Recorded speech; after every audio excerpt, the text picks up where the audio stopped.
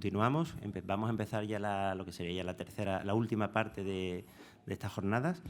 Y bueno, en esta mesa tenemos la suerte de contar con dos ponentes que la verdad es que estamos deseando escucharlos. En primer lugar, Eduardo Salido. Eduardo Salido es patólogo del Hospital Universitario de Canarias, es catedrático de Anatomía Patológica en la Universidad de La Laguna y bueno, pues es un referente a nivel nacional e internacional en hiperosaluria primaria, que nos va a hablar de nuevas estrategias terapéuticas. Además, Eduardo es una persona accesible. Todos los que hemos tenido pacientes complicados, nos hemos sentido agobiados con esta patología, pues siempre lo tenemos ahí, siempre pues reconforta, ¿no?, tener el apoyo de alguien experto. Y después, pues Julia Vara. Julia Vara es nefróloga pediatra en el Hospital 12 de Octubre.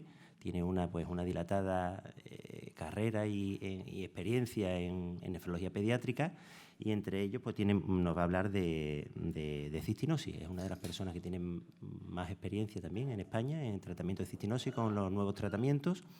Así que estoy convencido que van a ser dos charlas muy interesantes.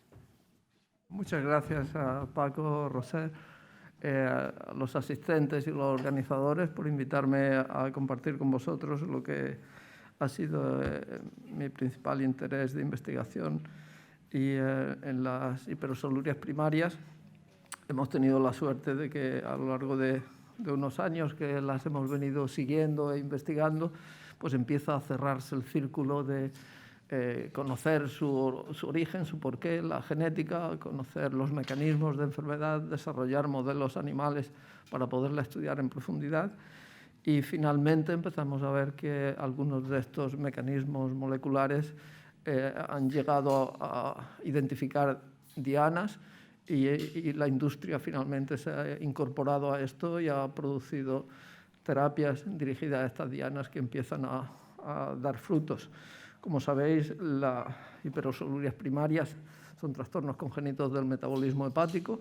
Hay tres tipos conocidos y el riñón es el que recibe el daño de ese oxalato que el hígado, pues por estos defectos metabólicos, produce un exceso de oxalato y en la presentación, como consecuencia del daño renal, pues sabéis que tenemos algunas formas muy tóxicas desde la edad infantil, otras que empiezan a verse como litiasis recurrentes en edades juveniles y luego un grupo de nefrolitiasis del adulto, algunas de las cuales pues, tardan en ser diagnosticados porque se confunden, al ser fenotipos más leves, pueden llegar a confundirse con la litiasis idiopática. Son todas autosómicas recesivas y todas enfermedades raras. Como de raras es variable, en general aceptamos que una prevalencia de entre 1 y 5 por millón y una incidencia de 1 por 120.000. Pero también es conocido, sobre todo ahora que se está haciendo tanta secuenciación de genomas, que esto está infradiagnosticado desde el punto de vista genético. En estudios de secuenciar miles de genomas aparecen mutaciones en estos genes que nos harían una predicción que deberíamos de encontrar la enfermedad con estos números, mucho, 1 por cada 50.000 o algo así. Lo que pasa es que, como os decía, muchas de estas formas más leves posiblemente se confunden con la litiasis idiopática o existe esa posibilidad. Ha habido incluso algunos estudios, apareció un artículo en Science hace un par de años que hacía una estimación incluso muy superior, pero esto tendremos que ver si se confirma. En principio estos son los números aceptados. En Europa tenemos el consorcio Oxal Europe, donde queremos tener un registro y poder conocer mejor la historia natural de la enfermedad. Participan muchos países en Europa y entre ellos España, y esto ha sido importante no solo para conocer la historia natural de la enfermedad, sino que estos registros han sido una pieza clave en atraer a la industria farmacéutica a testar algunas de las soluciones que se han podido diseñar desde el punto de vista experimental, ¿no?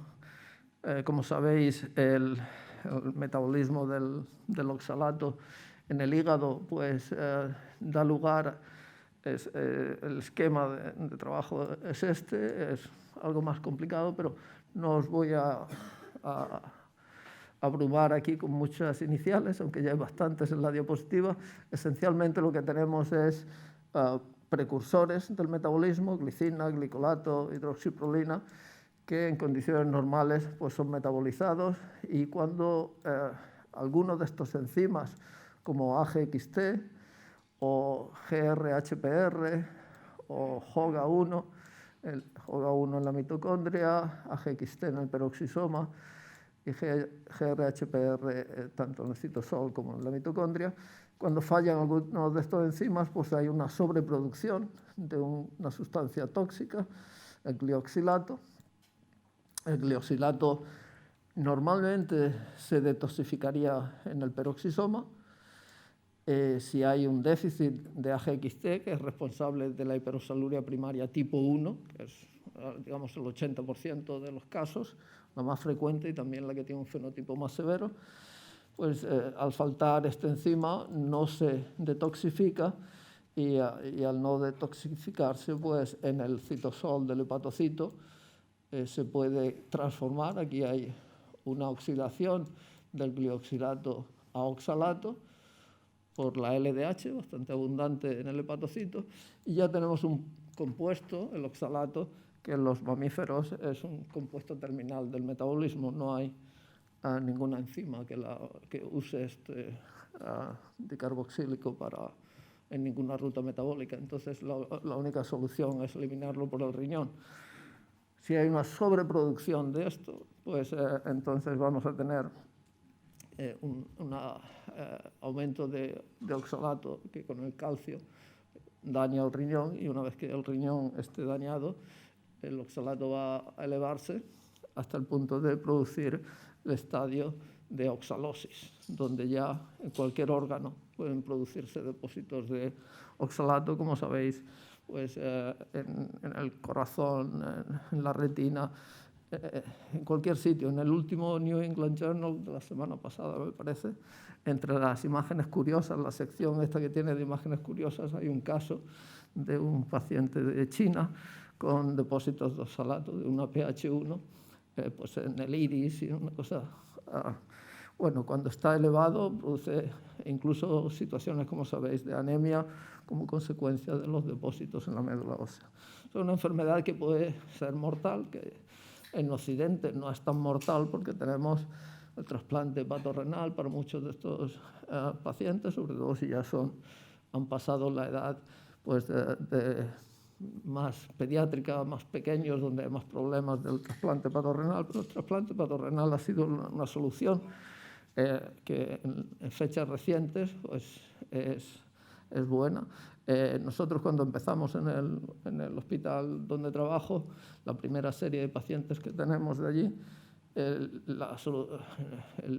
outcome, digamos, no era tan bueno. Todavía la mayor parte de ellos, a pesar de tratamientos pues, invasivos y tal, pues había mortalidad. O sea que es una enfermedad que puede ser muy grave, como sabéis, y sobre todo ya si pensamos en el mundo, más allá de los países desarrollados, el impacto en mortalidad es muy importante. Es recesiva, se sospecha, pues cuando se ven estas pedigrís con una presentación horizontal, porque los padres no suelen tener síntomas, son solo portadores, y con estas características de un riesgo de recurrencia del 25%. Si hay cierta consanguinidad, pues vamos a tener un aumento de la incidencia, y en particular vamos a ver que incluso si no hay una consanguinidad ostensible, como que se pueda recoger en la historia clínica, sino que es el producto de la población donde estemos trabajando tenga un aislamiento histórico, que haya una subestructura poblacional de motivos históricos, que haya hecho más factible el que dos alelos mutados coincidan en una pareja, pues esto da lugar a una mayor incidencia de la enfermedad en esas poblaciones. Y eso fue lo que, en primer lugar, nos llamó la atención en Canarias, y por eso dedicamos nuestro esfuerzo a estudiar estas enfermedades. El mecanismo molecular, todas las mutaciones de estos genes, las que son relevantes para la enfermedad, conllevan una pérdida de función. La mayor parte de las mutaciones son de cambio de un nucleótido por otro, que hace que cambie el aminoácido. También hay otros tipos de mutaciones, pero esas son las más frecuentes. Y el esquema básico pues es una enfermedad como otros muchos trastornos congénitos del metabolismo, donde al haber un déficit casi absoluto de enzima, pues no se produce la transición de sustrato a un producto en esta ruta, y es el acúmulo de sustrato lo que da el problema, en este caso el glioxilato, ¿no? Es genéticamente heterogénea. Si tenemos una hiperosoluria, podría ser por mutaciones en AGXT, o GRHPR o JOGA1. Estas son las que conocemos como PH1, PH2 y PH3. Y, como os decía, un 80% así es la PH1, que es la más severa. Dentro de cada uno de estos genes hay muchísimas mutaciones, como os decía, un predominio de los que son cambios de aminoácido. En ClinVar podéis encontrar actualizado fácilmente lo que se conoce de la genética de cada una de estas enfermedades, para ya números muy altos de casos, con lo cual es raro ahora encontrar una mutación que no sepamos su significado. Cuando secuencias ante una sospecha, lo más probable es que la encontréis ya descrita y podáis saber si es patogénica o no patogénica. En Canarias tuvimos esta situación de efecto fundacional, donde pues, por motivos históricos los pacientes que estábamos viendo en nuestros hospitales, aunque en su familia inmediata no había trazas de consanguinidad, pero históricamente, al ser una población históricamente aislada, esto facilita el que haya pues, una zona del cromosoma, el gen está en el brazo largo del 2, en una zona pues, que se heredaba en bloque en todas estas familias, lo que llamamos un efecto fundacional, con lo cual una mutación en concreto, este cambio de silucina por tronina en 244, era causante de prácticamente todos nuestros pacientes, ¿no? Esta es la mutación más frecuente en nuestro entorno, en Canarias, y digamos que en España pues, sería la segunda en frecuencia, junto con una que es la más frecuente a nivel mundial, o por lo menos en el mundo occidental, que es donde más datos históricos tenemos de mutaciones. Este gen, el AGXT, es un gen muy interesante desde el punto de vista evolutivo y de dónde se localiza en la célula el producto de este gen. Se puede localizar en el peroxisoma, esa es la situación normal en el ser humano.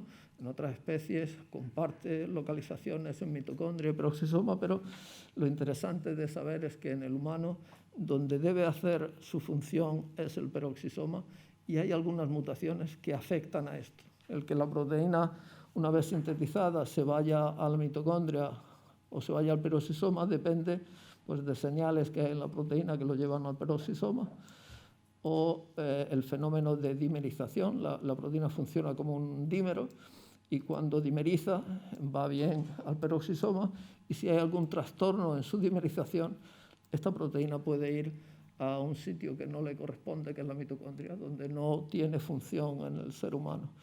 Este fenómeno de mistargeting o de mala localización de la proteína subyace en la mutación, una de las más frecuentes a nivel mundial, que es la glicina 170 arginina, que afecta a esta zona de dimerización y en la cual contribuye para que haya este problema de mistargeting, un polimorfismo de la parte aminoterminal de la proteína. En resumen, en la hiperosoluria primaria tenemos una circunstancia bastante única en la genética humana, en la cual no es solo la mutación causal, sino en qué contexto esta mutación afecta a las consecuencias. Por eso es interesante que sepáis, desde el punto de vista clínico, que las mutaciones las podemos encontrar en un haplotipo, el más frecuente, el que llamamos major, que tiene prolina en la posición 11 e isoleucina en la 340. Y también las podemos encontrar en otro haplotipo que es el minor, que aquí tiene leucina en 11 y metionina en 340. En particular, lo que ocurre en la proteína en el aminoácido 11 es relevante para las consecuencias de esa mutación. De modo que la mutación que lleva a la proteína a la mitocondria, de manera errónea, solo va a ocurrir en pacientes que tengan este haplotipo menor. O sea, hay una asociación, mutación-polimorfismo, que tenéis que conocer para interpretar bien pues, los datos de secuenciación que os lleguen de pacientes. Y esto tiene también consecuencias clínicas porque dependiendo de qué mutación tengamos, pues podemos esperar mayor o menor respuesta al tratamiento clásico que ha habido de la hiperosoluria primaria con piridoxina, vitamina B6. Entonces, hay pacientes que responden y pacientes que no responden, y esto está bastante relacionado con lo que ocurra, qué mutación sea la que tiene este paciente. O sea que esto, dedicarle un poco de tiempo a estudiar la genética en particular del caso que tenéis, es relevante clínicamente. Como os decía, el enzima AGXT, o si queréis le quitáis la X para hacerlo menos gen que no se puede ser nombrado, AGT en este contexto es lo mismo que AGXT, lo simplifica. Es un dímero en el cual piridoxin fosfato actúa como un cofactor.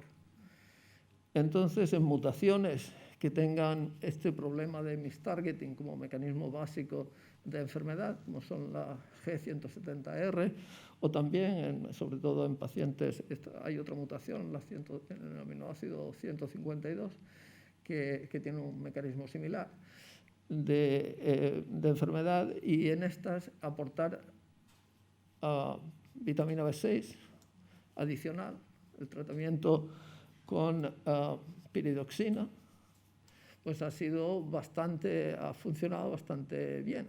Históricamente se ha hecho de manera casi empírica, se le daba piridoxina, empezando por 5 miligramos día y 5 miligramos kilo día, y luego pues aumentando hasta ver si respondía a niveles un poco máximo de 20, y los que respondían pues se les mantenía este tratamiento, y a los que no pues ya un poco se dejaba de dar, o algunos seguían dándolo. Al ser algo tan sencillo de administrar y poco tóxico a estos niveles, pues se ha mantenido a veces casi con poca esperanza, pero por si acaso.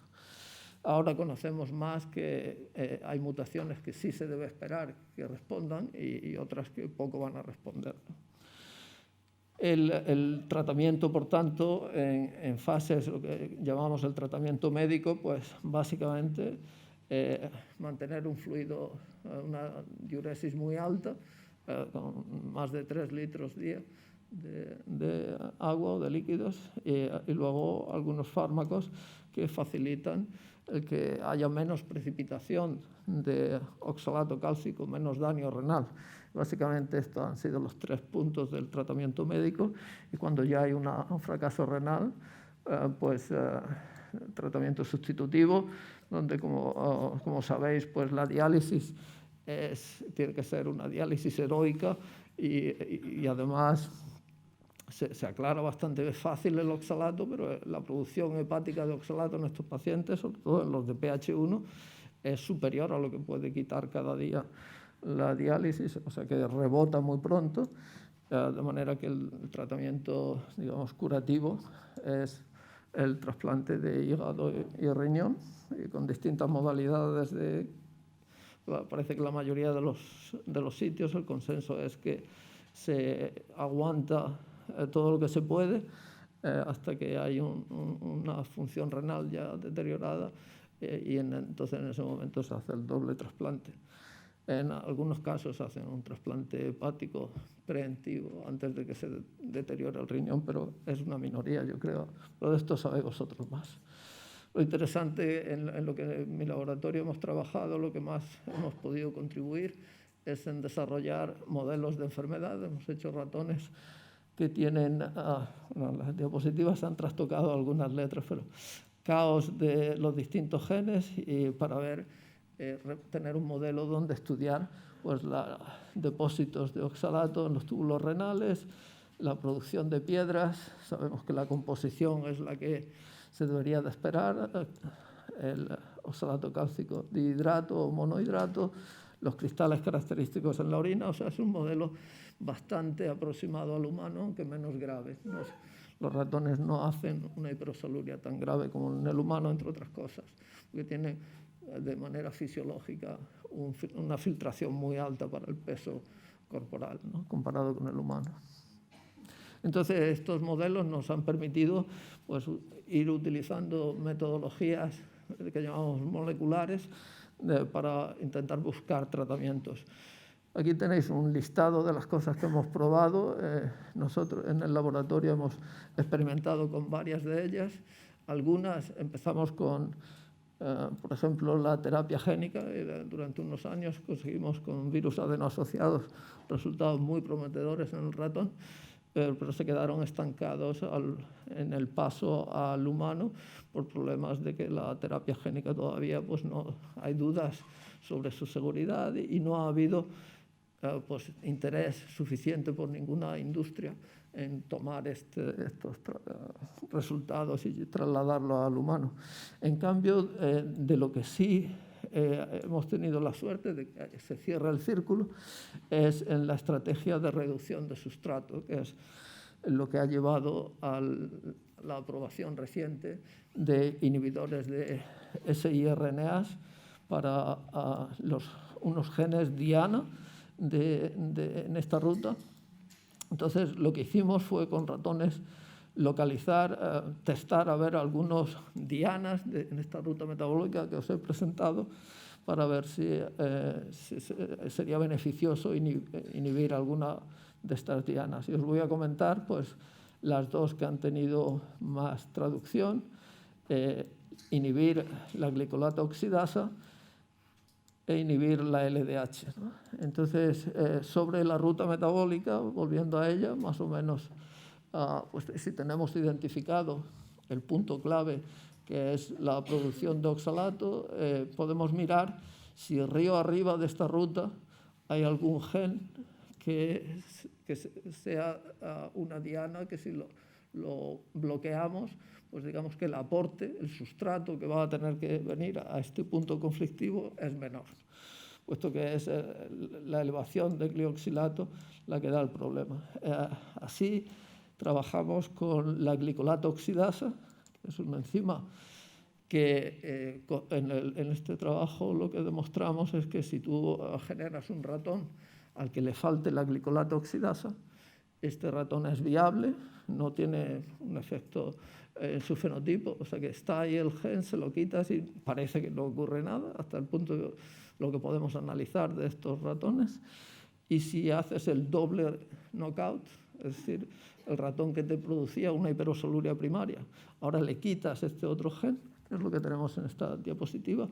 Aquí los doble knockout son los que están en color más gris, y el ratón, el que sería pH1, es el que está en blanco.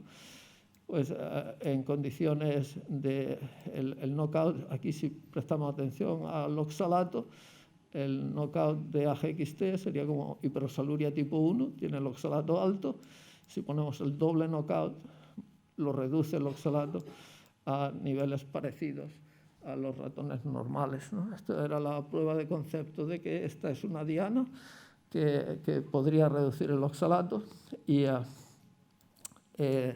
mismo tiempo, unos años después, empezaron a aparecer también algunos casos en humanos donde se habían visto pacientes que les faltaba la GO y que no tenían ningún defecto. O sea, no solo en los ratones que no haya consecuencias de inhibir esta GO, sino que también en el humano algunas personas que se habían encontrado en rastreos de genética que tenían mutaciones en GO no parecían tener un fenotipo relacionado con esta ruta. O sea, que era una diana, parecía segura de esto. Y también lo testamos. Sabéis que en los últimos, desde el año 90 o así, ha habido mucho interés en conocer un mecanismo de regulación génica que ocurre a nivel de RNA mensajero. Un gen produce un RNA mensajero y este RNA mensajero es el que luego va a ir a producir la proteína, pero hay una fase intermedia en la cual la célula puede pues, inhibir a este RNA mensajero y lo hace mediante pequeñas moléculas de RNA. Entonces, este mecanismo, habréis oído hablar de los miRNA. Bueno, es un mecanismo que describieron en primer lugar en plantas y en C. elegans, pero que luego hemos visto que en todos los animales juega un papel, también en el humano. Y es muy selectivo.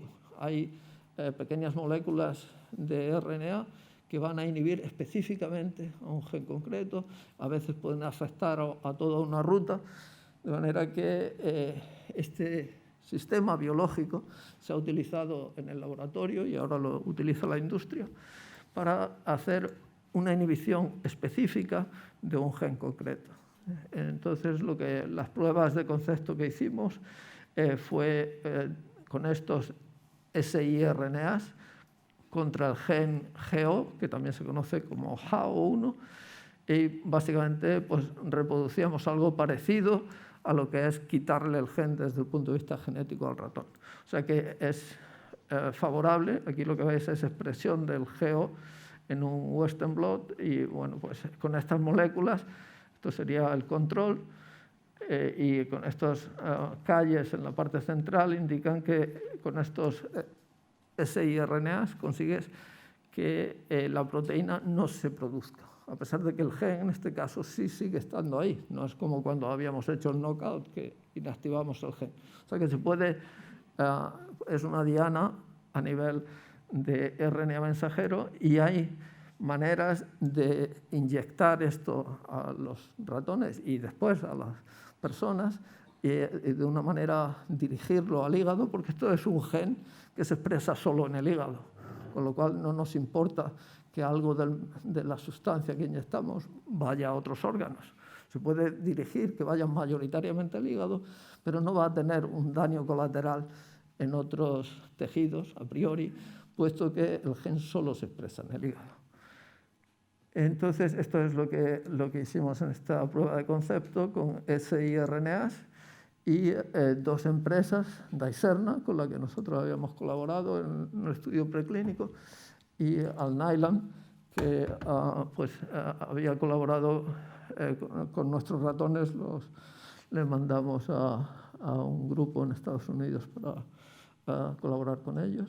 Y ambas diseñaron algo muy parecido, unos siRNAs que van conjugados con una sustancia que tiene una gran afinidad por un receptor en el hígado y son moléculas bastante estables que se pueden inyectar subcutáneamente, periférico, y hacen un efecto pues, similar al que habíamos visto en los ratones, que inhiben la expresión de GO. Hicieron las pruebas de los ensayos clínicos 1, 2 y 3 y la FDA aprobó, como sabéis, hace un año o dos me parece ya, moléculas como la que llevan estos nombres comerciales. Luego Dicerna cambió de estrategia y cogió para su desarrollo en fases 3 otra diana, la LDH, que está en la misma ruta metabólica. Estos son los resultados ya del ensayo clínico con el inhibidor de GO. Hicieron un estudio, un diseño como este que tenéis aquí, con en principio 2 brazos y luego, después de los 6 meses de seguimiento, a los que habían estado en el placebo, los pasaron a tratamiento. Esencialmente en estas gráficas lo que veis es aquí como porcentaje de cambio y aquí como excreción de oxalato.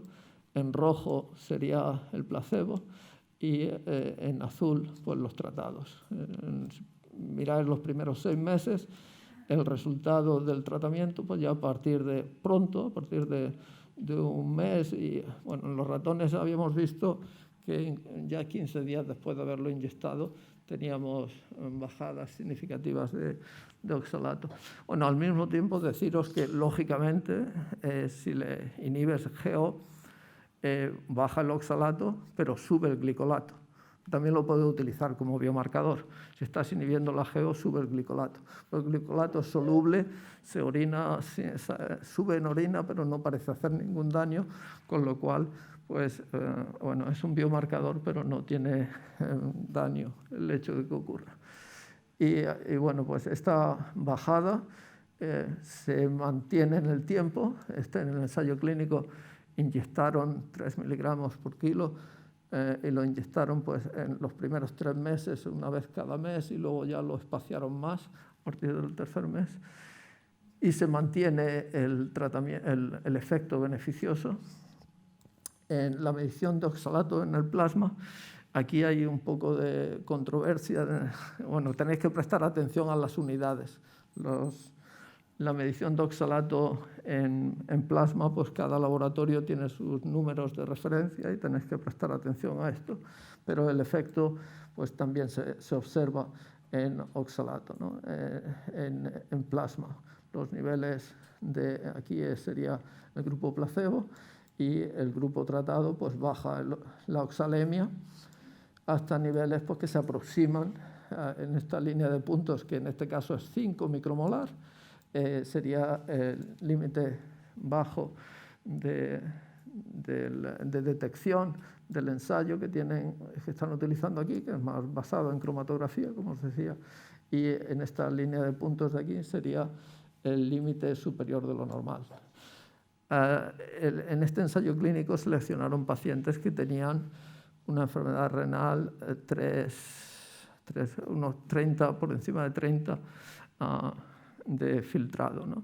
Entonces no hay pacientes aquí que estén ya en un estadio avanzado de pérdida de función renal, con lo cual, bueno, no veis que los niveles de partida, con este tipo de medición que hicieron, digamos que por encima de 30 se considera que ya habría sobresaturación de oxalato circulante y podríamos hablar de depósitos sistémicos de oxalosis. O sea que aquí no está elevada la oxalemia en los pacientes del estudio, pero no es una elevación como la que tendríamos en un paciente en enfermedad renal terminal. Y lo mismo que se había hecho para la GO, lo hicimos también para LDH.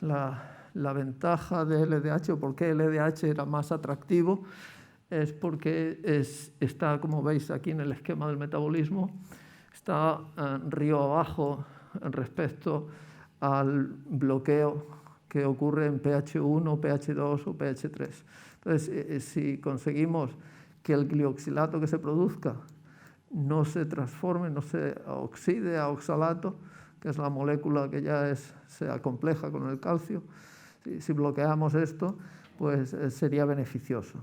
También había alguna evidencia de que en humanos hay una enfermedad hereditaria en la cual falta este gen y tiene algunas consecuencias, lógicamente, porque esta es una proteína que interviene en el ciclo de Cori, tiene algunas consecuencias en cuanto a función, posiblemente función muscular y, en fin, que había, aunque funciona, en el ratón no vimos grandes efectos tóxicos, ningún efecto tóxico real importante, y cuando se administraba a los ratones, pues bajaba los niveles de oxalato respecto a creatinina. O sea que funciona en el ratón. No voy a daros los detalles de toda esta gráfica, es un poco compleja, lo siento. Pero en resumen, que también inhibir la LDH funciona bastante bien en el ratón y funciona en los distintos modelos de hiperosoluria, no solo la más frecuente, sino también la pH2 y la pH3. Este hallazgo, esta diana terapéutica la acogió Dicerna para su desarrollo comercial de este aspecto y un grupo internacional donde participa GEMA, pues trabajaron en lo que sería la fase 1 de seguridad y demuestran que bueno, las elevaciones de lactato o de piruvato no son significativas, tampoco la creatinquinasa, no es que haya un daño muscular sustancial con la administración de este compuesto. Por tanto, pues ha pasado las fases de seguridad, está en los resultados del estudio en fase 3, todavía no se han publicado, pero son alentadores para que esta pueda ser otra solución para no solo la PH1, sino probablemente también con los datos bastante prometedores en PH3 y algunas incógnitas que no entendemos sobre qué pasa con la PH2. O sea que esto cuando se publique lo veremos. Bueno, y simplemente para acabar, pues que aquí no termina todo, o sea, la investigación sigue, hay algunos retos que creo que son importantes que no saquemos que no perdamos el foco en ellos, porque estos fármacos son muy caros, a mi modo de ver, y la hiperosaluria es un problema global. Entonces tenemos mucho interés en otras estrategias, no os voy a entretener. Bueno, la GEO se puede inhibir como tal o se puede noquear con sistemas CRISPR que hemos experimentado en el ratón y funciona, pero lo que más me interesa, y aquí termino la charla, es que yo creo que hay un interés a nivel global en desarrollar inhibidores que sean pues, fármacos que se puedan tomar, pastillas que se puedan sintetizar por muchos, que se abra la competición a inhibir esto y abaratar los precios y que no dependamos exclusivamente de los siRNAs, que son tratamientos todavía pues, muy caros, y que el largo plazo de estos tratamientos pues, todavía no hay en estos estudios, no se han visto efectos no deseados sustanciales y esperemos que nunca aparezcan, pero son tratamientos nuevos que todavía no sabemos exactamente. Empieza a verse, hay una cosa interesante que todavía no se ha publicado, pero que tendremos que mirar el detalle. Los tratamientos con estos siRNAs parece que interfieren algo con la metabolización de la vitamina B6, curiosamente, en el hígado. Entonces, pues bueno, es algo que los pacientes que tengáis tratándolos con esto, pues no sé, medirle la vitamina B6, a ver si esto se confirma o no. Y bueno, en el caso de la hiperosaluria primaria tipo 1, como estos pacientes, muchos de ellos, el 30% al menos, tienen mutaciones de estas de mistargeting y se les aporta vitamina B6 extra, pues no va a haber un problema. Pero bueno, es simplemente un detalle, que hay cosas todavía que tenemos que explorar y conocer más de tratamientos que son bastante nuevos. Y nada más, lo dejo ahí. Muchas gracias.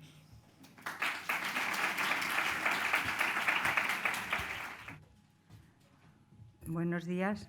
En primer lugar, muchas gracias a los organizadores por invitarme y también felicidades porque se pueda hacer una reunión entre pediatras y adultos que sobre todo que en esta enfermedad que tiene manifestaciones infantiles y que las manifestaciones del adulto son completamente distintas a las que presenta el niño, pues ambos tenemos que conocer cómo empieza y cómo termina para saber cómo tratar a estos pacientes.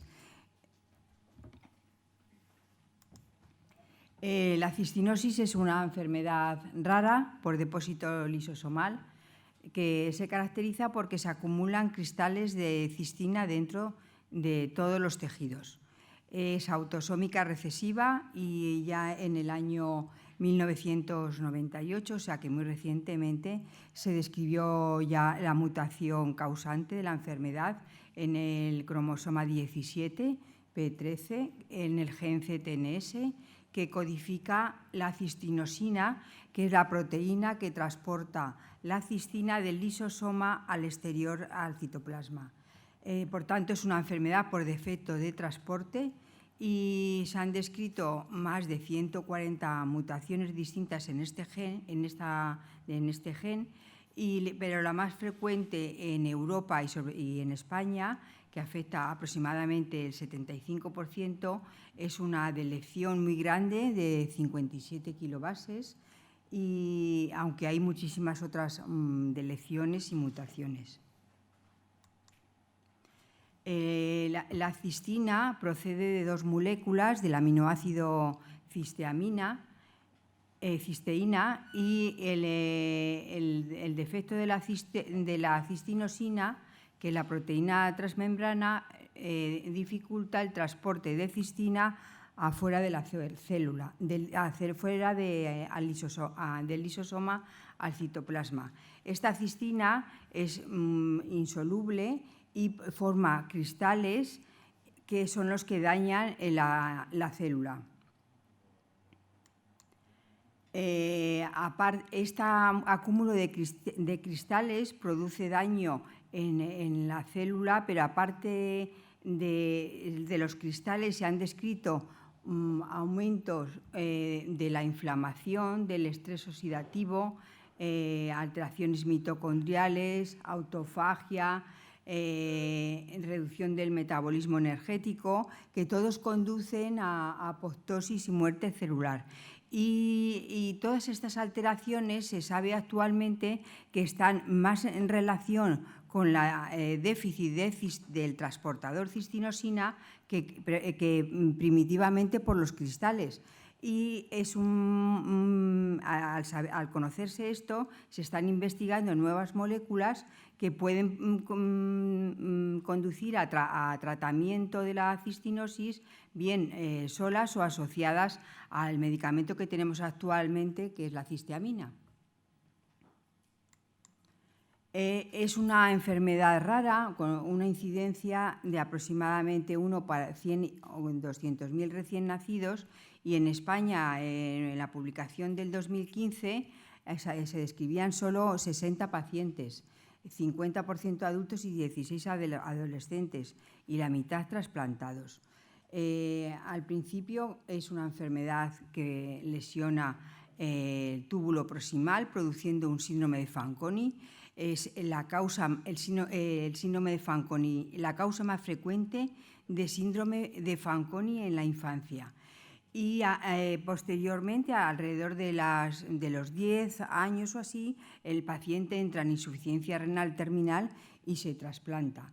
Y posteriormente desarrolla la enfermedad multisistémica con manifestaciones en todos los órganos.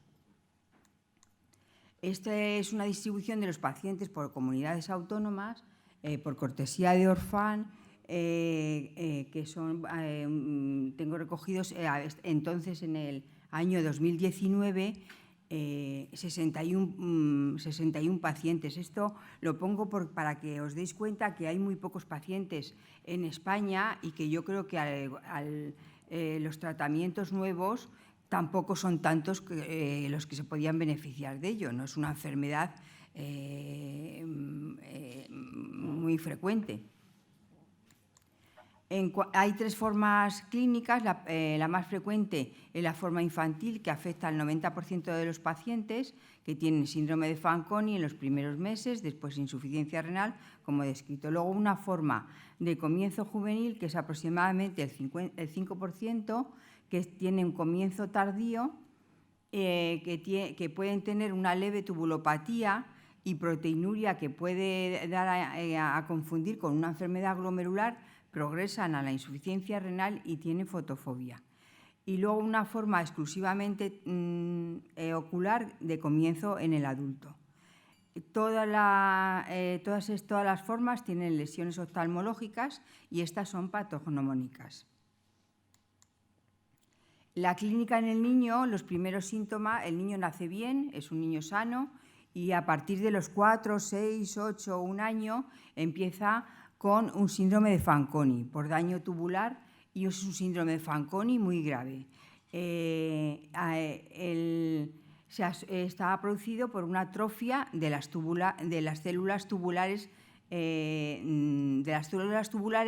que ya incluso se ha descrito que están ya alteradas intraútero. Los síntomas: hay una pérdida de iones, pérdida de bicarbonato, pérdida de potasio, pérdida de fósforo, pérdida de aminoácidos, glucosa, ácido úrico, y es un niño que está deshidratado, que está desnutrido, que no crece, que tiene signos de raquitismo. Es un niño que está muy mal. Generalmente aparecen en consultas de pediatría general o en digestivo por retraso de crecimiento y retraso ponderal. Simplemente con realizar una orina, pues se ve que tiene glucosuria, que tiene proteinuria, una cosa tan sencilla. Históricamente, la cistinosis se consideraba principalmente como una enfermedad renal. Después aparecían complicaciones, las más frecuentes son la fotofobia por afectación por depósitos de cristales en la córnea y el hipotiroidismo. El paciente entraba en insuficiencia renal, se trasplantaba, la enfermedad renal desaparece, por lo tanto, el riñón mejoraba, pero no así las manifestaciones extrarrenales, porque la cistina se sigue depositando en todos los demás tejidos. Entonces, la enfermedad actualmente se ha prolongado por el trasplante y por la aparición de la cisteamina como tratamiento de la cistinosis y están apareciendo todas las manifestaciones multisistémicas. Digamos que como historia natural de la enfermedad, como he contado, al principio aparecería la enfermedad, el síndrome de Fanconi, después hipotiroidismo, raquitismo, fotofobia y más adelante, a partir de los 12 años, hasta manifestaciones en todos los órganos, en el pulmón, sistema nervioso central, diabetes, hipogonadismo, infertilidad en el varón, pérdida de masa muscular. En esta imagen podéis ver cómo se deposita la cistina pues, en el músculo, en la médula ósea, aquí en la pérdida de masa en el tronco, que tienen dificultad para respirar, articulaciones, alteraciones de la deglución del esófago, calcificaciones cerebrales.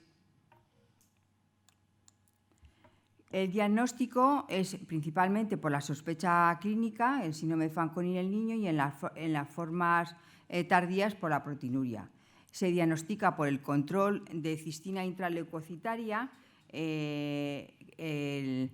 Este análisis también es difícil de hacer, solo se realiza en un laboratorio en España, en Barcelona. Y el paciente con enfermedad tiene unos niveles de cistina elevados y por encima de un nanogramo por un nanomol por medio de cistina y miligramo de proteína. Los cristales en la córnea aparecen en todos los pacientes a partir del primero o segundo año de vida. Hay que buscarlos con lámpara de hendidura y el diagnóstico se confirma con la mutación. También se puede hacer diagnóstico prenatal previo al nacimiento. Los objetivos del tratamiento pues, son el control del síndrome de Fanconi y sus complicaciones, mantener el balance de electrolitos con buena nutrición, que a veces hay que poner gastrostomía, sonda nasogástrica, evitar el raquitismo con vitamina D y con fósforo, evitar el retraso de crecimiento. Algunos pacientes necesitan hormona de crecimiento, otros, si están bien nutridos, no necesitan. Y eliminar los depósitos de cistina que van a permitir retrasar la enfermedad renal y evitar complicaciones extrarrenales. Por tanto, hay un tratamiento sintomático, que son todos estos tratamientos con electrolitos y fósforo. A veces necesitan indometacina para disminuir la poliuria, polidipsia, con lo cual es un paciente que está multimedicado. También, y luego ya el tratamiento específico, que es el de la cisteamina oral o la cisteamina en gotas. La cisteamina es un tratamiento que reduce los niveles de cistina en los glóbulos blancos hasta en un 95% y los niveles de cistina en los tejidos. Mejora radicalmente el pronóstico global y la esperanza de vida, mejora también el crecimiento, retrasa la progresión de la insuficiencia renal, No cura la enfermedad renal, pero la retrasa y también retrasa el inicio de las complicaciones no renales. Pero es un tratamiento que debe comenzar lo antes posible y prolongarse de por vida. La histamina oral no llega a la córnea porque es avascular y por ello es necesario administrar un tratamiento tópico para reducir y eliminar los cristales de cistina. La cisteamina entra en el lisosoma por medio de un transportador. Dentro del lisosoma se divide en cistina y cisteína que a través forman un complejo disulfuro cisteína-cisteamina y por un transportador de lisina sale la cistina fuera de la célula.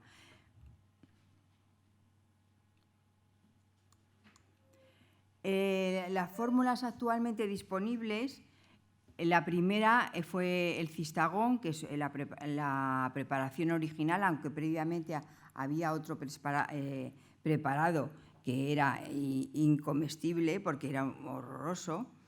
Este fue aprobado por la FDA en 1994 y por la EMA en 1997. Y las limitaciones que tiene pues es que hay que administrar sí o sí cada 6 horas, impidiendo el descanso nocturno. Tiene efectos secundarios gastrointestinales y produce una halitosis y mal olor corporal porque elimina unos complejos disulfuros y produce un olor como a huevo podrido.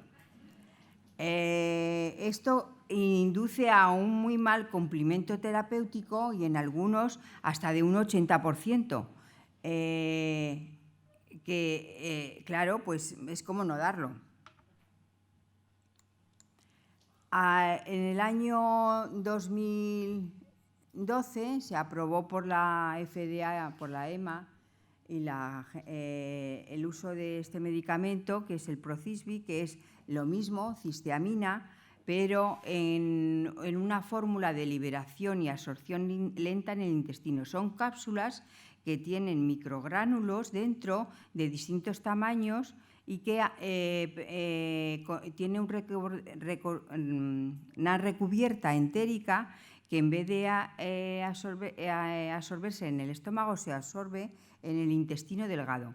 Cada bolita de esta tiene un tamaño distinto, por lo tanto la liberación no es siempre la misma, es una liberación muy lenta y permite que el medicamento se pueda tomar cada 12 horas.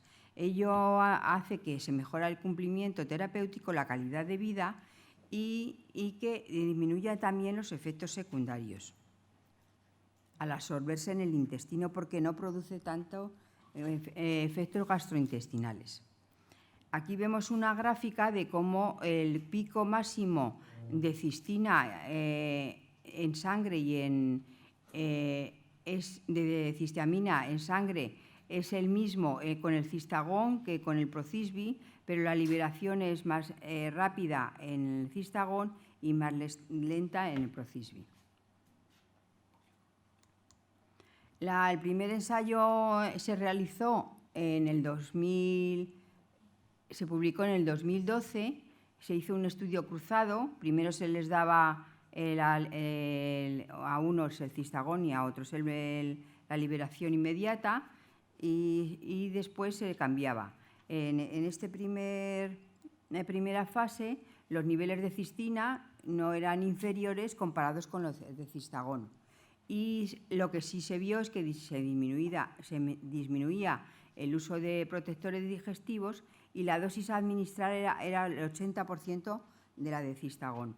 En estudios a 24 meses en los que se prolongó solo la deliberación retardada, tenían unos niveles aceptables deseables de cistina, con estabilidad del filtrado, mejor cumplimiento terapéutico, mejor calidad de vida y no efectos secundarios. Disminución del olor y de la halitosis, porque al tener 2 liberaciones de medicamento, solo produce 2 cargas, digamos, de mal olor y de halitosis. Este es otro estudio realizado por los alemanes, que trataron a 12 pacientes y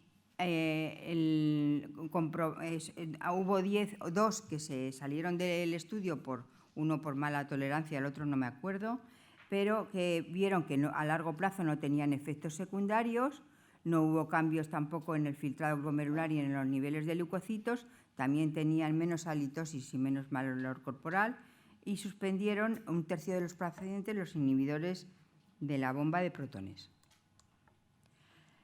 Este es un nuevo estudio que se ha hecho por el mismo grupo de Lachmann, el que inició el tratamiento con cisteamina retardada en niños por debajo de 6 años y que nunca habían recibido tratamiento con cisteamina. Evaluaron el tratamiento, la dosis y la tolerancia al fármaco. Son 15 niños con una duración del estudio de 18 meses y una edad media de 2 años. En este se ha visto que los resultados, que la disminución de cistina es significativa a lo largo del estudio, que hay un aumento significativo de la tasa de filtración glomerular y, sobre todo, la mejoría significativa de los datos antropométricos, del peso, la talla, este es el peso, la talla y menos de la superficie corporal. En cuanto a los efectos de seguridad y farmacocinética, los niños han visto que pueden usar las mismas dosis que adultos, los niños de menos de 6 años, que los efectos adversos han sido vómitos e infección del tracto respiratorio y que los graves no se consideraban relacionados con el fármaco.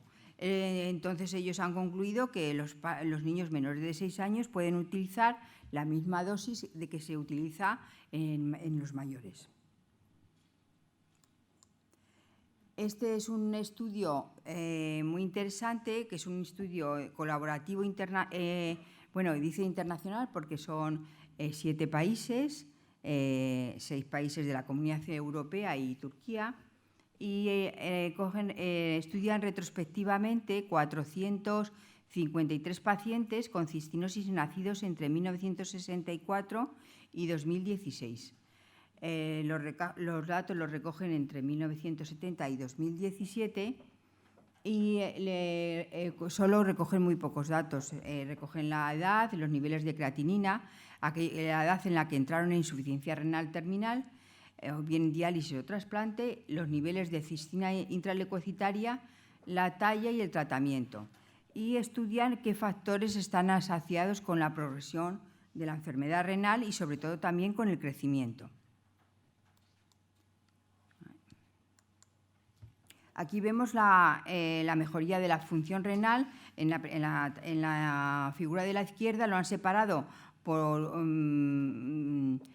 de 10 en 10 años, o sea, del 60 al 70, del 70 al 80, y vemos que la función... Y aquí tienen puesta la edad a la que comenzaron la cisteamina. La cisteamina... son los preparados anteriores al Cistagón, como a partir de los años 60 aumenta los pacientes que toman cisteamina y cómo también empiezan a tomarlo más precozmente. Y ven que el pronóstico renal mejoró considerablemente entre los años 70 y 90, que es la media, y alcanzando una media de supervivencia renal que aumentó en 9 años entre los 70 y 90, que coincide con la década en la que se empezó a tratar a los pacientes con cisteamina en mayor dosis y mayor número.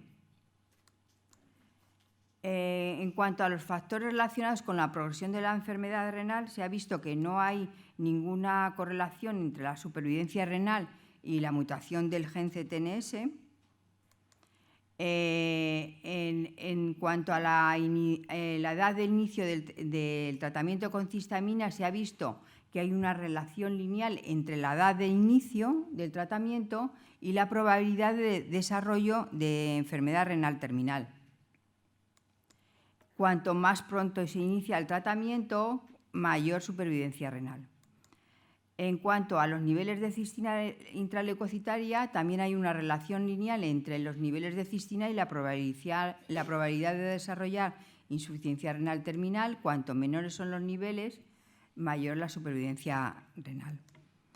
En cuanto al crecimiento, los pacientes que tienen un tratamiento temprano con cistamina provoca un efecto positivo sobre el crecimiento, y los niños con niveles más bajos de cistina intraleucocitaria crecen mejor y no está relacionado con la GH ni con la indometacina. Solo los niveles medios de cistina y la precocidad en el tratamiento están asociados significativamente con una mejoría en el crecimiento de los niños. Ellos concluyen que este estudio demuestra que la administración temprana de cistamina y la depleción óptima son elementos claves para proteger la función renal y mejorar el crecimiento. El tratamiento con cistamina es el mayor responsable de mejorar la función renal en pacientes con cistinosis nefropática en los últimos 50 años. Ahora os voy a presentar un trabajo que estamos haciendo patrocinado por CHESI, que es realizado de forma retrospectiva en pacientes españoles que han tomado tratamiento con cistamina de liberación inmediata y que se han pasado a cistamina de liberación retardada. Es un estudio retrospectivo, multicéntrico, y participan 7 centros españoles. Se han reclutado 9 pacientes de ambos sexos, 4 pediátricos y 5 adultos. El objetivo es explorar los beneficios de la transición de la cistamina de liberación inmediata a la de liberación retardada en pacientes españoles. Y los criterios de inclusión eran que tuvieran el diagnóstico de cistinosis nefropática, que hubieran sido tratados previamente con cistamina, o sea, con Cistagon, y posteriormente primero con cistamina de liberación inmediata por lo menos 12 meses antes del cambio y posteriormente como mínimo 6 meses después del cambio a liberación retardada. Los objetivos del estudio pues, se han recogido múltiples variables, tanto clínicas como analíticas, estudio genético, los motivos del cambio, las dosis de cistamina, los niveles intraleucocitarios, los efectos secundarios, días de hospitalización y motivos de hospitalización, si lo han tenido que dejar por algún motivo. Y bueno, pues se recogen antes de aquí es el cambio, y estos, los pacientes cómo se recogen hasta 36 meses antes y 36 meses después del cambio. No os puedo presentar los resultados porque todavía estamos en fase, aunque hemos recogido todos los datos, estamos en fase de estudio. Lo vamos a presentar en el Congreso Nacional y Europeo, y sí que os puedo decir algunos resultados. Lo que se ha visto, que aquellos pacientes que tienen una función renal residual, o sea, que no han empeorado su filtrado, sobre todo también que el peso y la talla ha mejorado significativamente desde antes a después del cambio de cistamina. Los efectos secundarios, la halitosis y olor corporal han disminuido en algunos pacientes, y así como algunos han suspendido o disminuido la dosis de inhibidores de la bomba de protones. Y algo muy importante es que los pacientes después del cambio han tenido menos ingresos hospitalarios y si han ingresado, el número de días de ingreso ha sido también estadísticamente significativo. Bueno, y como manifestación ya que también es un poco olvidada, el ojo es una enfermedad también, o sea, una sintomatología grave que empieza muy precozmente con fotofobia, afecta a todas las capas del ojo, córnea, iris, segmento anterior y posterior, produce alteraciones en la retina que pueden llegar a ceguera, y estas en relación con la medicación, no con la medicación la córnea, sí con la medicación local, con la cistina tópica, pero la de la retina es con la medicación cistamina oral. Aquí vemos los cristales en un paciente nuestro tratado con cistamina tópica y con la prueba de la OCT, donde se ven los cristales birrefringentes puntiformes en el segmento anterior. Y este es un paciente también nuestro del hospital, era un antiguo que conocía yo, pero que no quiere tratarse el ojo, está lleno de cristales con afectación también de segmentos posteriores. Y este es un paciente que tiene una queratopatía en banda que produce ceguera, o sea que es muy importante el tratamiento del ojo. Hay fórmulas hospitalarias de distintas concentraciones que se administran 6-10 veces al día con descanso nocturno. Desventaja que no se conoce bien la concentración que se le está dando. O sea, bueno, la concentración que se le da sí, pero la que llega al ojo no se sabe, porque es una molécula muy lábil.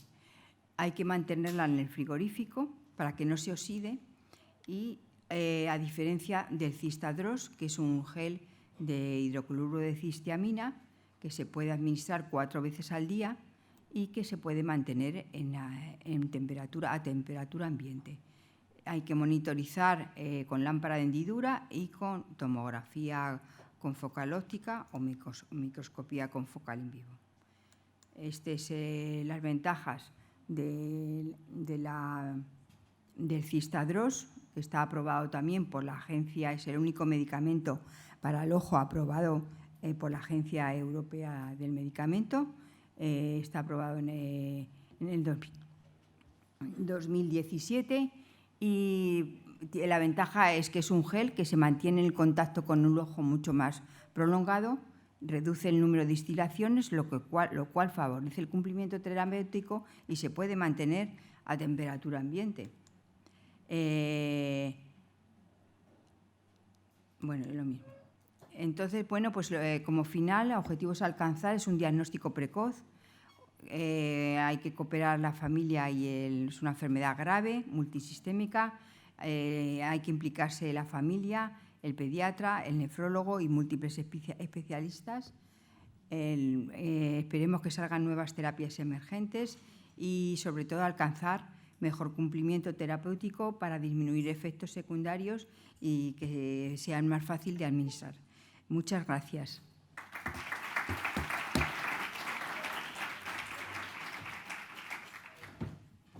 Bueno, pues muchas gracias tanto a Eduardo como a Julia. Han sido dos magníficas charlas y me imagino que habrá preguntas. Tenemos ahora unos minutos, aunque tenemos tiempo para hacer algunas preguntas, así que si alguien en la sala, alguna pregunta o algún comentario. Sí. Juan David. Gracias. Sí, que quería hacerle dos preguntas al profesor Salido. Una de ellas es si podría comentar algo sobre los diferentes condicionantes preanalíticos y los diferentes métodos de determinación de los salatos en plasma y en orina, que quizás a los clínicos nos pilla un poquito más lejos y pueden interferir en los resultados que obtenemos. Y la otra, si podría hacer algún comentario sobre el estiripentol y en el tratamiento de la hiperosaluria. Muchas gracias. Muchas gracias por la pregunta, muy interesante. Sí, hay que prestar atención en la determinación de oxalemia a la acidificación y desproteinización del plasma para que no interfiera con la medición. Entonces, cuando queremos hacer una medición fina, hacen falta metodologías de cromatografía. Se suele hacer una cromatografía líquida acoplada a espectrometría de masas, que esto en pocos hospitales está en el laboratorio de referencia, a veces sí, a veces no. Es un poco complicado. Si queremos hacer una medición, sobre todo para ver un histórico, si el paciente tiene buena función renal, en resumen, va a ser complicado de hacer una determinación precisa. En cambio, si tu problema es que ya tienes un paciente con fallo renal y entonces esperas que el oxalato en plasma esté elevado, realmente se puede hacer con metodología pues, colorimétrica, como los kits que se utilizan en muchos laboratorios basados en oxalato oxidasa acoplada a peroxidasa, un colorimétrico, digamos. El mismo kit que pueden utilizar para la orina, lo pueden utilizar para plasma, simplemente con desproteinizar el plasma para que interfiera menos con la medición porque ahí vas a tener niveles, si tienes niveles por encima de 100 micromolar o así, que es, digamos que una función renal normal o en más de 30 mililitros por minuto de filtrado, los niveles en un paciente con hiperosoluria tipo 1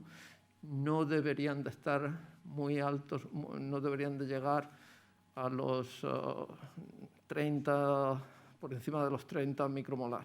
Entonces, en ese rango es difícil que los métodos colorimétricos lo midan bien. Pero si ya tienes un paciente con insuficiencia renal que está por encima de esto, sí lo pueden medir. O sea que esta es un poco, no es una situación fácil, pero si tu objetivo es, sobre todo, casos como el que ha presentado vuestro compañero esta mañana, de un paciente, una oxalosis infantil con niveles ya presumiblemente altos, pues en plasma sí que lo podéis medir habláis con los del laboratorio central, análisis clínicos, le decís que lo intenten y suele dar positivo por encima de su valor de referencia. Esa parte, bueno, no hay una solución ideal, pero se puede trabajar. Y mi problema es que la segunda pregunta ya se me olvidó. El estiripentol, perdona. Sí.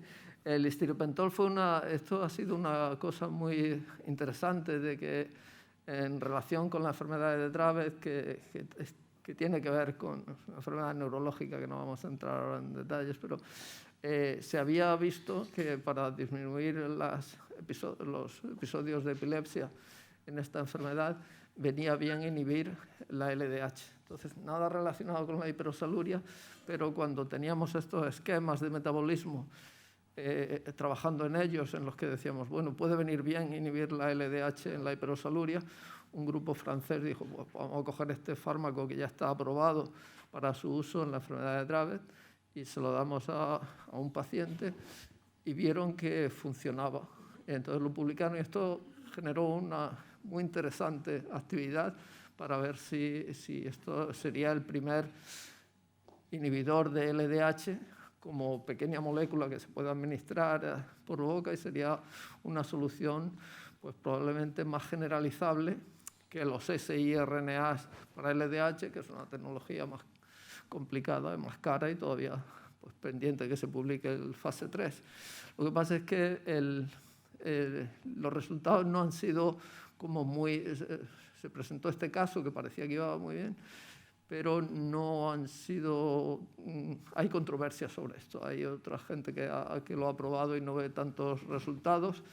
En los ratones no hemos llegado a probarlo por problemas un poco de la química de este compuesto. Es un compuesto, el estiripentol tiene dos formas racémicas y el compuesto es una mezcla de ambas.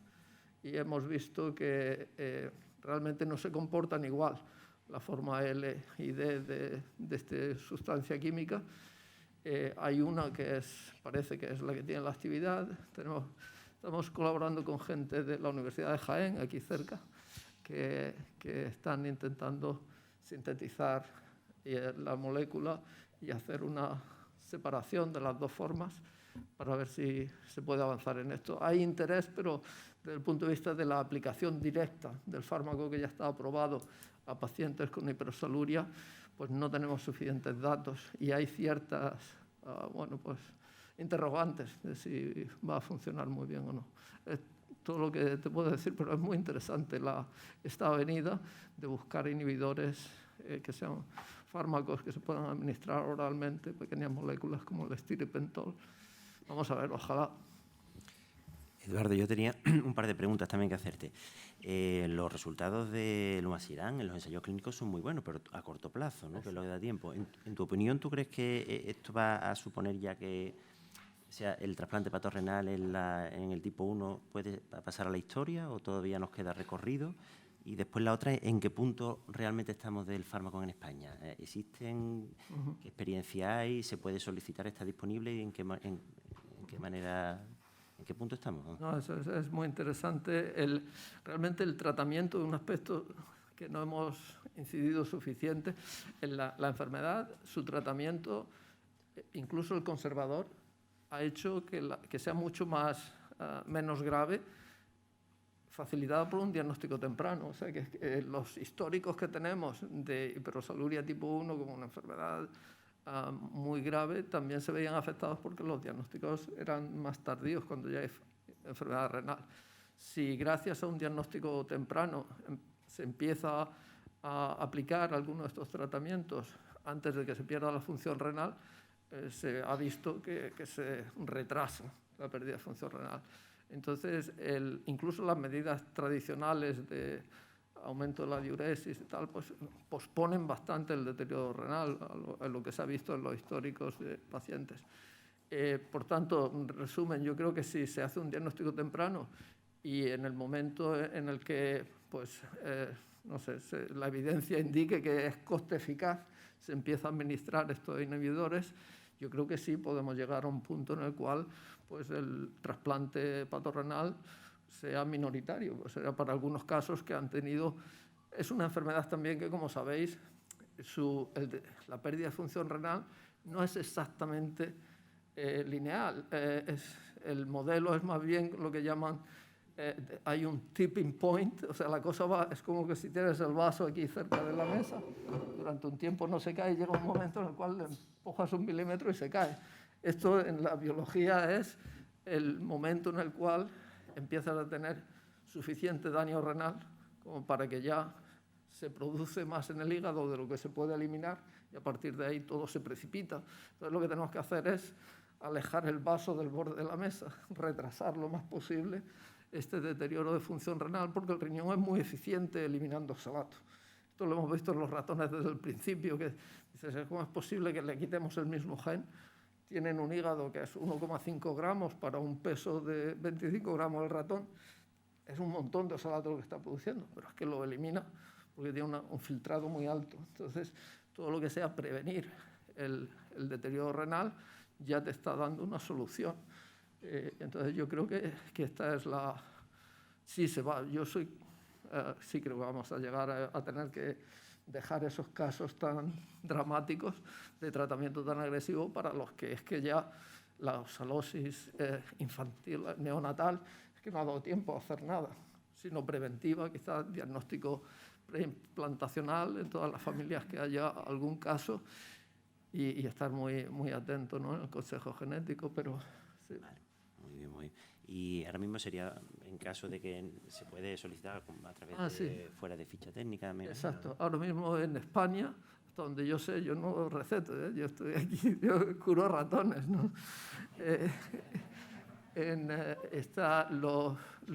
Documentan la necesidad y lo que llaman uso compasivo ahora mismo se puede administrar y muchos de vosotros estaréis administrando el inhibidor de GO. El otro, el inhibidor del LDH, ese está todavía en fase 3, creo. Muy bien, muchas gracias. Sí. Enhorabuena a los ponentes. No sé si se oye. Sí. No se oye. Ahora sí. Ahora sí. Sí, quería, bueno, de entrada felicitaros porque la verdad es que afrontar este tipo de enfermedades que son súper raras, pues hay que tener mucha motivación y muchas ganas. Y quería hacerle una pregunta a Julia.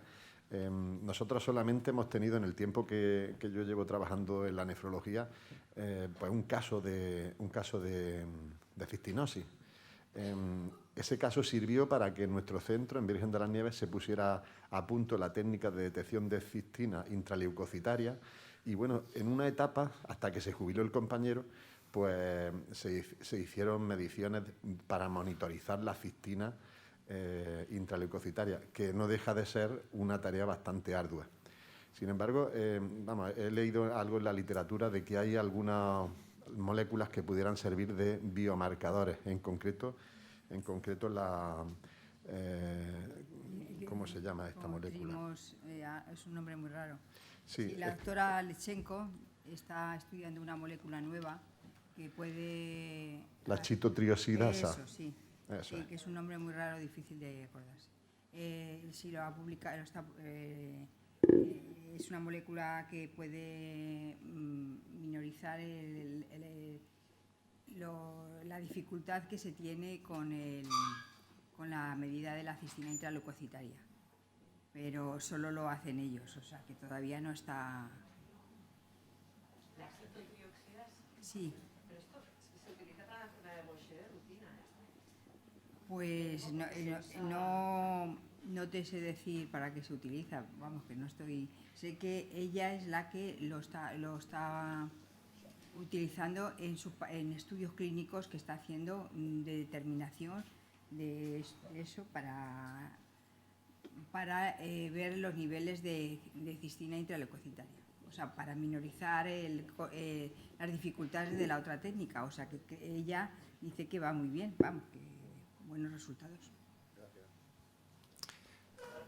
Julia, una pregunta.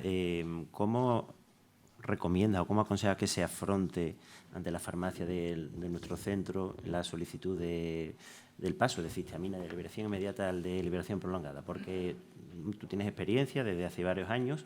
Bueno, hay otros centros en los que sistemáticamente el no respuesta. Entonces, yo puedo decir que cuando lo pedí, que fue la primera que lo pedí en España, yo ya iba detrás de ello y lo solicité, hice una solicitud a farmacia, hice un documento de solicitud de cambio de medicación de cistagón a Procisbi y tenía que argumentar los motivos.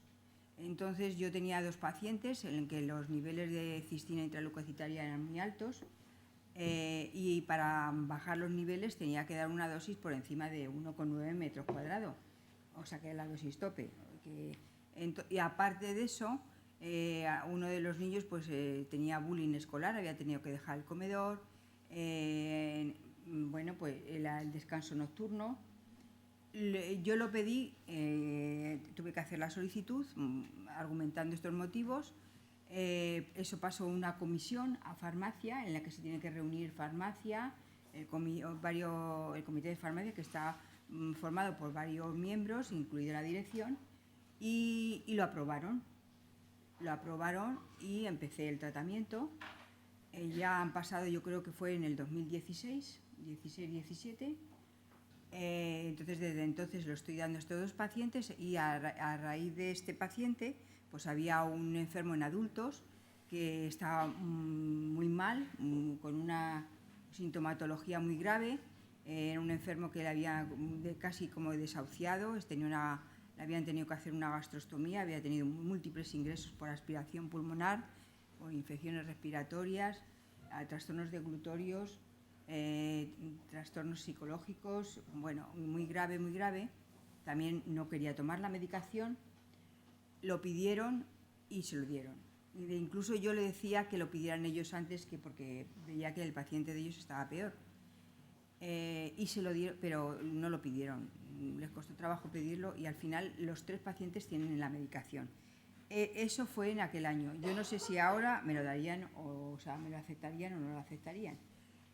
Sé que ahora lo tiene que aprobar el hospital porque lo paga el hospital. Y entonces en otros centros de la Comunidad de Madrid no lo han aceptado. De hecho, me han llamado de otros hospitales para ver como lo mismo que tú me preguntas y tampoco lo consiguen. Entonces, pues no sé cómo se puede conseguir, pero es una medicación que está aprobada por la Agencia Europea del Medicamento, luego se puede dar. Está igual que se dan por parte de farmacia, se dan medicamentos también muy caros para enfermos oncológicos, pues también lo tiene que aprobar farmacia del hospital, pues podía entrar dentro de ese dinero que gestiona, vamos, creo yo, y que ya dado que estos pacientes tienen muchísima morbilidad en el adulto y que también gastan muchísimo dinero por esa parte, pues que se podía, y que al final van a ir al trasplante antes o después, pues que se puede posponer el trasplante si mejora el cumplimiento terapéutico, que es lo fundamental en estos pacientes, que es que no se lo toman. Muy bien. Bueno, pues muchas gracias. Perdón, que no me he dado cuenta. Solo una intervención muy breve para Eduardo, felicitarte porque que un grupo español haya sido con su investigación básica el que siente las bases para esta revolución terapéutica, yo creo que es muy importante. Comentaros que el ensayo de Nedosiran ya está ya enviado a publicar. Los resultados son superponibles a los del Lumasiran. Hay un 80% de reducción de la osaluria. Todos son pacientes con más de 30 de filtrado, porque ya sabéis que el filtrado es el mayor determinante. La osalemia se espera que un 60% normalizan. Se están haciendo ensayos en las dos moléculas en pacientes en diálisis. Y bueno, que ya hay experiencia en trasplante renal aislado. Los franceses han hecho ya 3, que con buenos resultados.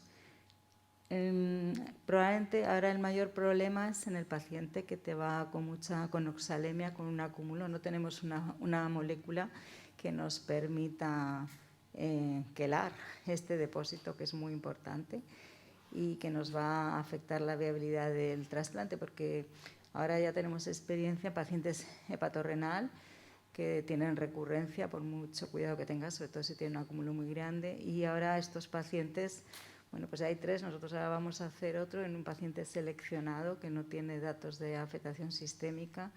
Y bueno, ese es un camino que ahora va a cambiar todo, pero lo que es más importante en esta enfermedad, que es una enfermedad terrible, lo mismo que la cistinosis, es que estos medicamentos lleguen a los pacientes, porque ahora lo que está sucediendo es que las enfermedades ultra raras y sin ningún criterio tampoco de severidad de la enfermedad no se pueden acceder a las medicaciones, que van a venir costosísimas. Y en el caso de la hiperoxaluria, que tienes que el gran pool de pacientes está en países pobres. Está en África, va a estar en Asia, está en Pakistán, son nuestros pacientes. Entonces, éticamente, yo creo que yo soy la primera que me parece que hay que reforzar la investigación en fármacos para enfermedades huérfanas, pero creo que hay que hacer un replanteamiento, porque lo que no puede ser es tener moléculas para la cistinosis que llevan 7 años en el mercado, que en nuestro país lo que pone el Ministerio es no es financiable, no está reembolsado por el Sistema Nacional de Salud, basados en unos criterios arbitrarios que es imposible reevaluar, y algo tendremos que hacer las sociedades científicas, decirle al Ministerio, oiga, ¿cuál es la profesionalidad? O sea, si esto no llega al paciente, pues haremos mucho diagnóstico, gastaremos mucho en genética, haremos muchas cosas sofisticadas, pero la terapia tiene que llegar al paciente. Muchas gracias, Emma. Bueno, pues ahora sí, damos por finalizada y muchas gracias de nuevo a los 2 ponentes.